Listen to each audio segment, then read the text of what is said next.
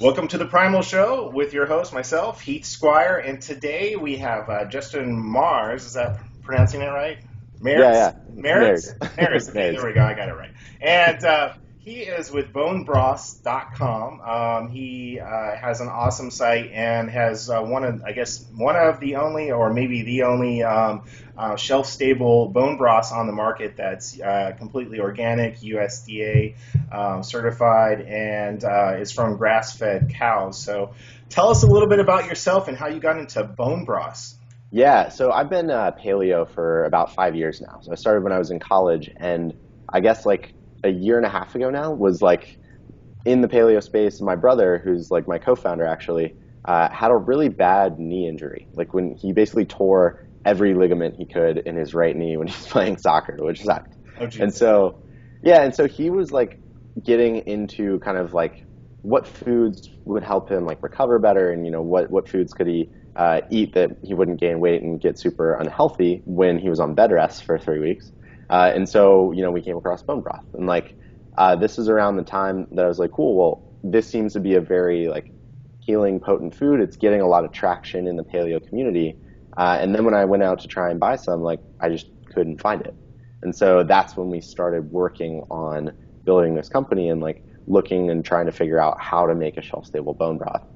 Which, like you said, like we're the only ones doing it right now, which is pretty cool. Well, I mean, being shelf stable, I know from personal experience, is pretty much the key to success in having any product, and especially a paleo one, because so many of them, do go bad so quickly, Yeah, and also preserving it in a way that's natural, that doesn't cause inflammation of the gut or something like that. It's also yeah, huge because a lot of the preservatives do cause additional inflammation or just unwanted side effects. So I think totally. that's definitely huge. Tell us a little bit about I guess the benefits of bone broth, because I know myself, I've been hearing bone broth all over the media lately, and it's getting so Yep. popular. And what about bone broth? Why do I want to implement this into my regimen? I mean, why do I need this in my paleo diet? Yeah, so bone broth basically has a couple different health benefits. And what makes it really unique is that a lot of the nutrients, amino acids, things like glycine and the like that you can get in bone broth, even if you're eating like a 100% paleo diet, oftentimes you won't get enough of these amino acids and nutrients through other foods because they're just not there except for like in bone marrow. And so they found through research, like there was a Harvard study that showed how eating bone broth and specifically like the glycosamine and other amino acids in broth helped with like digestive help, helped with immune support, and also helped people like sleep better. And so, we've seen a lot of research come out recently and like about how it helps the immune system, your skin health, and like even more so, there's a reason that in almost every ancient tradition, broth has been incorporated in some way into like Chinese tradition, Japanese tradition, your many European traditions. Like a stock or a broth is a very, very traditional food that people have been eating for centuries. That's pretty awesome. I mean, I like the fact that it's great for hair, skin, and nails because you get a lot of healthy collagen, and I've heard so many things about it fixing leaky gut, Yep. and just improving, like being able to uptake more of the calcium that comes from the bone broth. It's probably helps to adjust the pH level, I would assume, also because of the high calcium content. Yeah, yeah, yeah. I mean, there's like a good reason that it's one of the foundational foods of like the GAPS diet, which is all about, improving like your gut and digestive health. Tell us a little bit about. I was reading one of the benefits was reducing cellulite. I mean, we always talk about health and weight loss here, so I mean, I think definitely a lot of people would be interested in that because I think it's something that both men and women struggle with. So Yeah, so it's one of those things that, because of the gelatin, like it promotes healthy hair and nail and skin growth. And so, just having healthy skin, healthy hair, all of that, like the reason that cellulite is a problem is often because like you don't have enough gelatin in your body, you have too much fat, and bone broth, specifically the gelatin, glycosamine, and the like in the broth is really, really helpful with addressing that type of stuff, those types of issues. that's pretty cool. So um, I think, a lot of people look at nutritional labels and they see the protein level in it, and there's different levels of protein. Now, bone broth isn't a complete protein, just to be clear, because at first, Mhm. when you look at it, you're like, oh my gosh, this is awesome. Like, I can totally consume this and get a complete protein, but it's not quite there. But I mean, it's pretty close. I mean, I think it's great for improving the hair, skin, and nails, and also not consuming too many calories. And you're still getting protein, but you still need to Yeah. consume your steak and your fish or your other lean meats to get a complete protein. Especially if you're Oh, looking for for sure. lean muscle. Tell us about some of the other benefits of bone broth. Yeah. So, man, so there's a lot. But so a lot of what makes bone broth unique, like we talked about earlier, it's kind of like micronutrient and amino acid profile. So, Okay. you can get protein from a lot of different sources. But bone broth and bone marrow, too, are one of the few places that have like collagen, glycine, and some of these amino acids in the concentrations and in the quantities that bone broth does. And so that's where like this really shines as a superfood is it delivers you a lot of these amino acids and micronutrients that even with a well-balanced paleo diet, you may not necessarily get. You know what I mean? Yeah, no, absolutely. Um, I talk to us about like specifically like the immune boosting function of it. I mean, why are people on GAPS like really kind of taken to bone broth? Why would somebody following that want to implement bone broth specifically? Yeah, so like I've mentioned like amino acids a couple times here. Sure. So one of the big ones, like arginine, for example, it's been found to be like really beneficial for the treatment of whole body inflammation. And that's just like due to the way that the amino acid interacts with like the cells in your body and kind of suppresses and heals the body's natural inflammation response. So when certain things that your body processes as toxic, like um, like a gluten protein or the like, enters your system, arginine is really helpful in making sure that that doesn't cause the full body inflammation response, which is what gives people a lot of like aching joints, muscle pain, digestive problems, like gut cramps, stuff like that. Uh, You know? that makes sense. I think that's one of the reasons I adopted personally a paleo diet. Just be from an anti-inflammation Yeah. standpoint. I herniated my back, so I started having less joint Ugh. pain. So I'm actually really interested to try your bone broth. And I think from shelf, being shelf stable, we're able to send it nationwide to all of our customers. I love to Yeah. get your product on our site, especially I know how hard it is to A, source grass-fed product, Yeah. and B, go through the certifying it organic. It's expensive, so just the mere fact that you went to the extra effort of getting it certified organic, and tell us a little bit about what that process was like. It was so painful. It was so painful. It took forever. Like so we started working on this about a year and a half ago now, and we just shipped our first product 3 weeks ago. Oh wow. Just to give you an idea of like when we started out, we were like, we could do this frozen thing, but if we did the frozen, like there's a whole host of issues with frozen. Like the packaging is not environmentally friendly. Like comes in styrofoam bins, shipped with dry ice. Shipping is expensive. There's high minimums, and then once you get the product, like it's frozen. It goes bad really quickly. There's like you can use it once, and then like you better use the rest of it in the next 2 or 3 days, or else it's going to be done. Um, and so we decided pretty quickly we didn't want to go that route. So what we did instead is like we spent about 9 months like trying to find a co-packer who could actually like make the broth the way that we wanted to make it. So it's really really hard finding a co-packer for bone broth specifically because one of the benefits of broth is like you cook the bones for more than 24 hours, so you get all of the nutrients out of the bones. But what that means as a co-packer is like they are taking up a lot of kettle time to cook a product Sure. when like in the span of making one batch of our bone broth, they could have cranked out like 6 or 10 batches of a soup. And so this is what like Pacific Foods has a chicken bone broth out there. They cook theirs for 4 hours just so that they can like churn through as many batches as possible. Yeah, I was You going know, to so say that's the only other bone broth I've seen yeah, out there. But I mean, I think what you bring to the table is yours is organic and it's from grass-fed cows. yeah. Do you know? Can you speak a little bit to the maybe differences in between chicken and grass-fed cow bones? Yeah, yeah.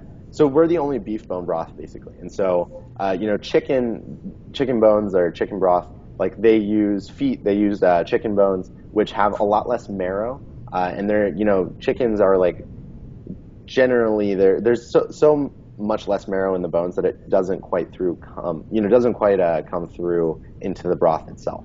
Whereas with like a beef broth, we use only marrow bones, so like knuckle bones, joints, things like that. And so you get a lot of like the marrow, the collagen, the ligaments, and all of that get into our broth, whereas that's not necessarily coming through as much with chicken broth.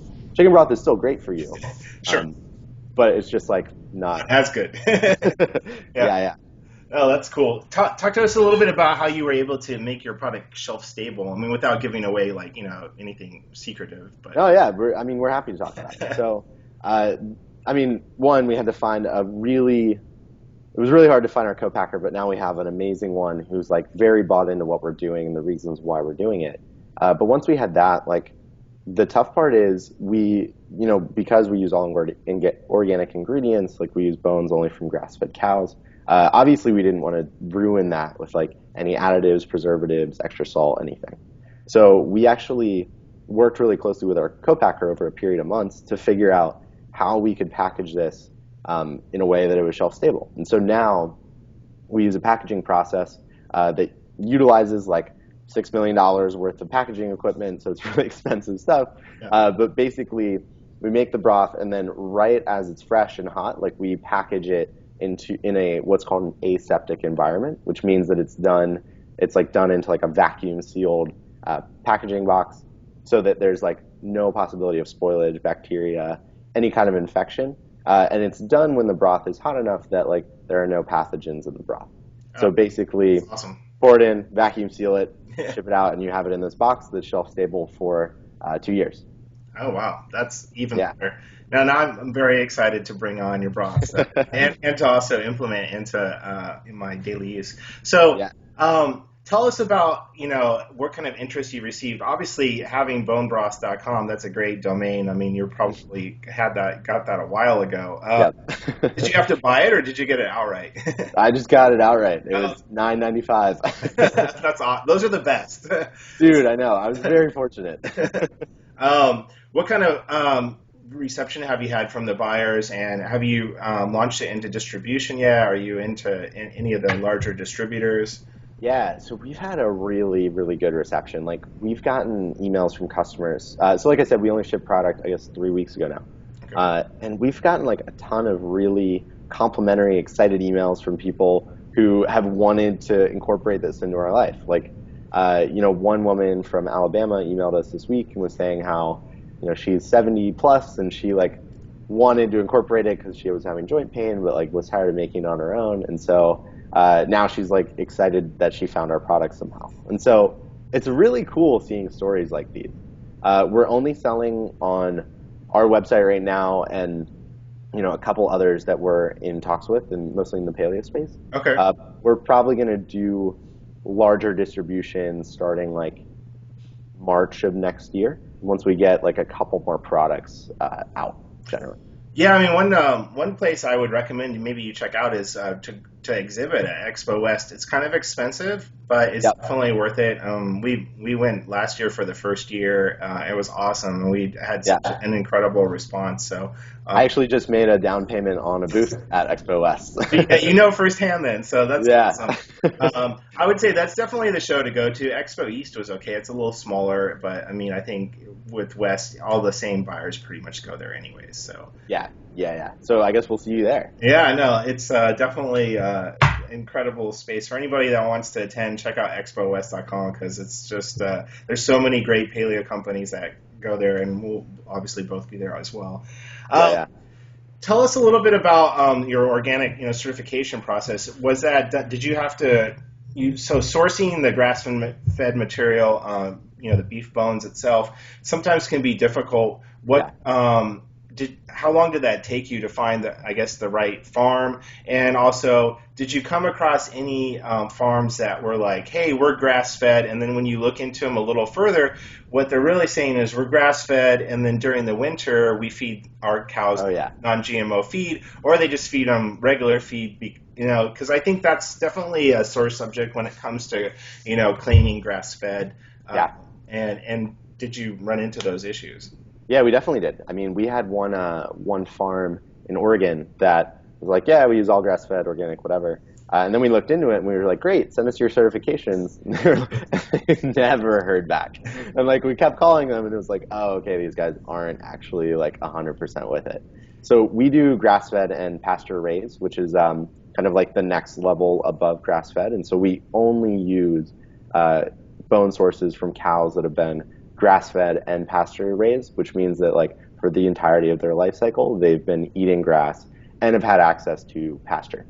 So, it was a real headache sourcing all of the different bones and components. Like the organic ingredients was a challenge, but people buy organic ingredients like onions, carrots, and stuff like that pretty often. So that was easier. The grass-fed component, especially because we have a very like rich bone broth.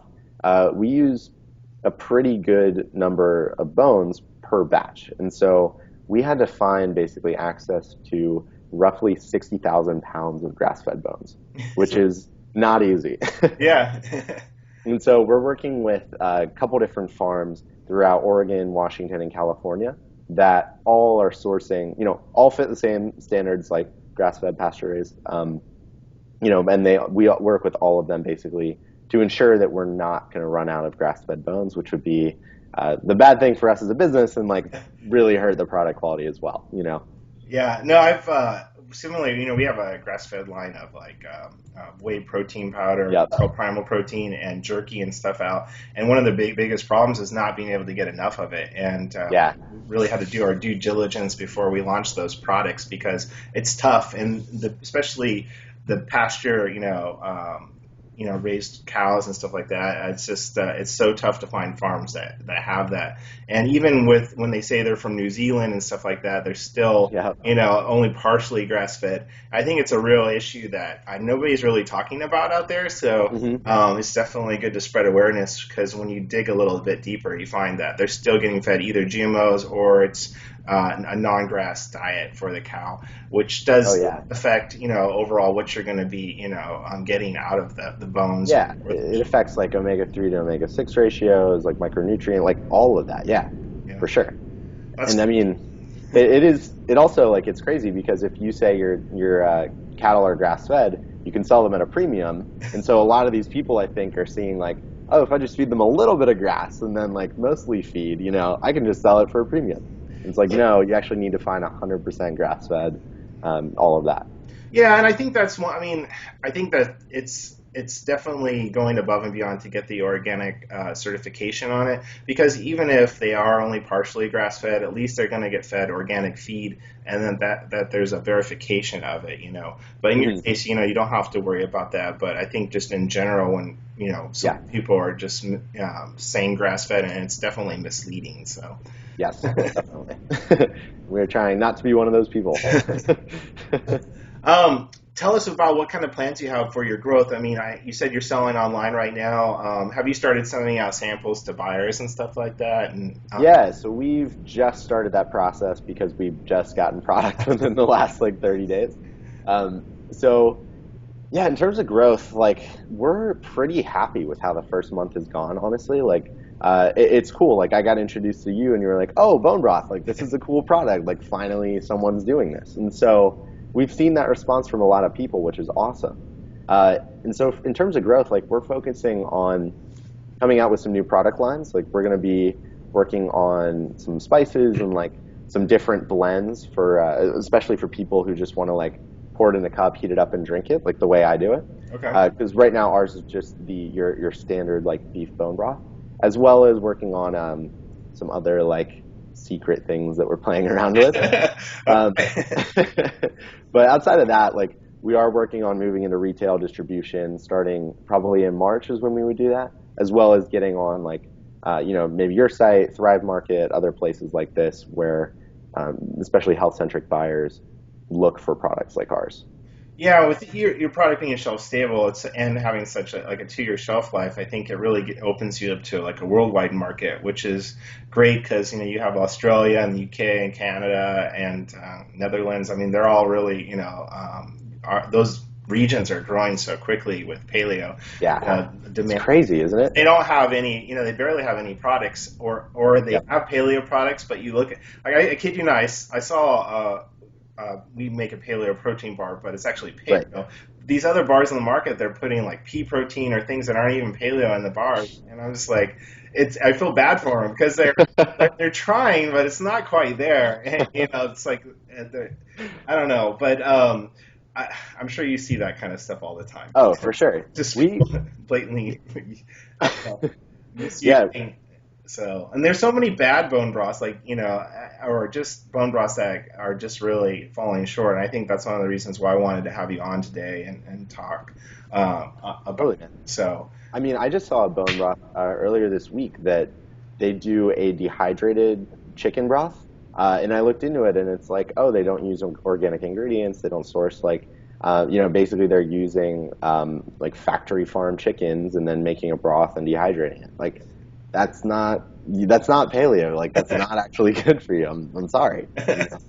Well, I think, it's tough. And as you're going to learn, going into distribution, you literally, because the markups are so great, not really by companies like ourselves, but the markups are so huge by the large distributors. Yeah. And then the store just put on another gigantic, markup on it. You're literally, and we're left with this little bit of margin to actually make everything work. It's really, there's so much pressure on us as food manufacturers to really get that pricing down low. And I think a lot of people cave. I mean, in launching Paleo bread back in 2011, we launched this bread that was like 4, 5, 6 times more expensive than any other product on the market, and the buyers were laughing at us. And now it's in like every single chain and sold throughout the world. And it's That's like, awesome. We proved that paleo was as big as we said it was going to be, but that people are willing to pay a little bit more for quality ingredients. And that's really what it comes down to. I think you also have an advantage too, because the markups are that much greater in the frozen section of the store. So you being on the shelf is going to be a gigantic advantage. So for sure. I mean, I believe that people will pay for quality and for health. And like, those are, I spend a lot of money on food because I care about those things. And like, when given the choice between a $4 Pacific Foods like chicken broth that's been flash cooked for 4 hours versus like ours, which might be a little more expensive, like, I hope and believe that people will end up going with our option just because of like the quality, the health benefits, things like that, when we eventually do go retail. Have you guys done anything in regards to like promoting it as for weight loss? I mean, you talked a little bit about cellulite. I mean, I would think that coupled with diet and exercise, bone broth is really low in calories. Combining that with a kind of a lower calorie diet and exercise, you probably get incredible results. And I would think that because of the anti-inflammation and the pH balancing of the stomach happening from the calcium in the product, that those would all really help with losing weight, which I think obviously a lot of people are struggling with, obviously. So yeah. I mean, it's certainly an angle we want to take. I mean, we right now are like just trying to get the word out about like what is bone broth. You know what I mean? Yeah. Like, there's too many people out there, at least in my opinion, obviously, which I'm biased, but there's a lot of people out there who just like yeah, we have the first like beef bone broth like that's grass fed and organic. We were like, well, I don't even know what bone broth is, so congrats, I guess. So we need to work on like getting general awareness out there for like what bone broth is and then its health benefits. But yeah, like that's certainly an angle that we're going to be focusing on over like the next 12 months for sure. Yeah, I think it's sad, but it's true what I'm going to say right now, where people really don't pay attention to products unless you start talking about weight loss, and that's, I think, why a lot of our products are weight loss focused, where we're pumping in protein and fiber and stuff like that. I think that as soon as you start talking about how this product applies to weight loss, and people like, oh, okay, and they start to Yeah. So you're smart to already, talk about reducing cellulite and kind of heading in that path. I think talking more about the balancing, the pH balance of the stomach and how that applies to bone broth would be huge. Mm-hmm. So a lot of people are really struggling with being over acidic or having a low acidity. So I think finding that balance is really helpful. Yeah, for sure. So am I right in assuming that it kind of helps balance the stomach? I mean, how does bone broth kind of help in a leaky gut situation? I mean, does it kind of help balance whether it be low or high acidity in the stomach? Yeah, so it more acts with like the amino acids, kind of like help seal the intestinal lining, Okay. and so basically a lot of the cells that that build like the linings of our gut need a lot of these proteins and amino acids in order to function properly and in order to build a membrane or like an intestinal lining that doesn't have a bunch of holes in it, which is effectively what leaky gut is.